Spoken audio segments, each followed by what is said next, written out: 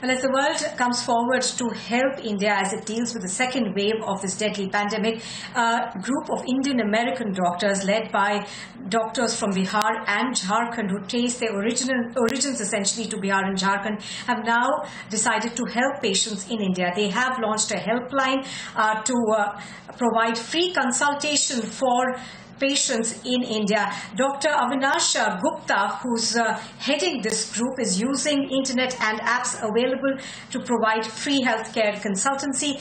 Dr. Gupta now joins us live from the United States. Dr. Gupta, good morning and thank you very much for speaking to us on Republic TV. And now to begin with, my first question to you is, how did you come about forming this sort of a consultancy group, and what is the sort of response that you've received so far?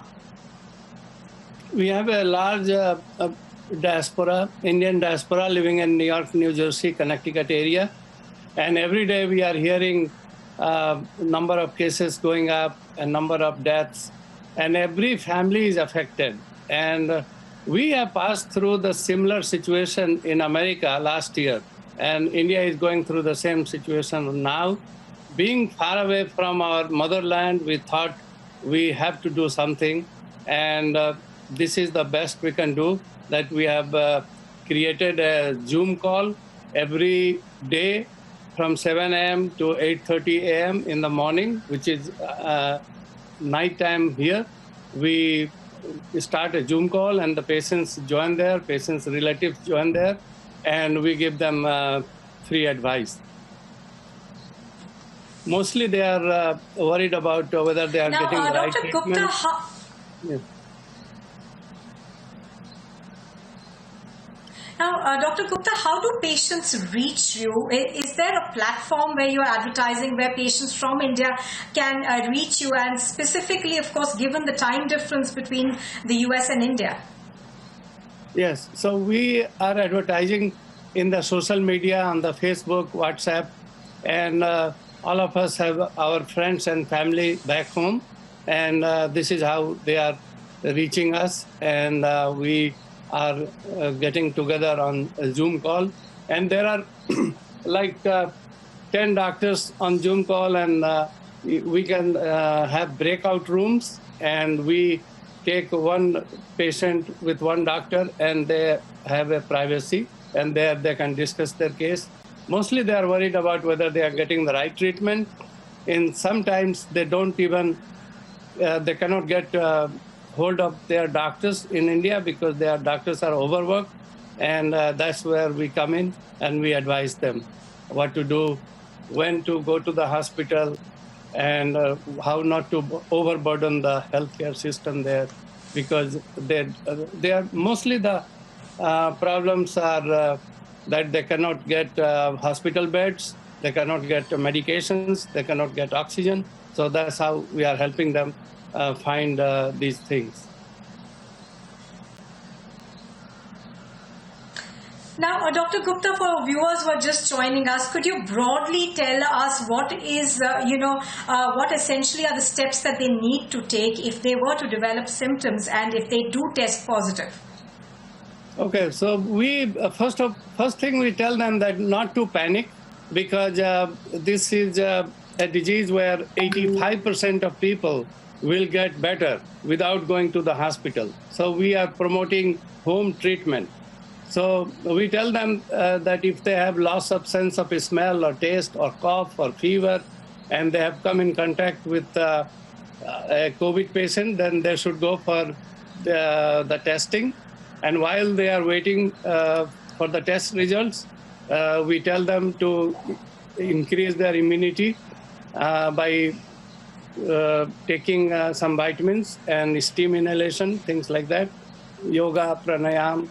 And then once the test results come, they should contact their doctor and start the treatment, and monitor their oxygen.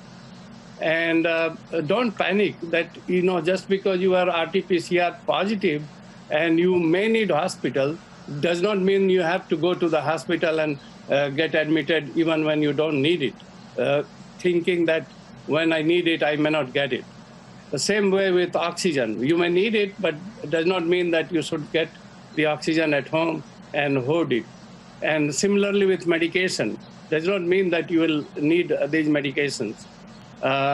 We tell them that don't run after expensive drugs like remdesivir, because what really is working is only two things: the anticoagulation, which is the blood thinners, and steroids.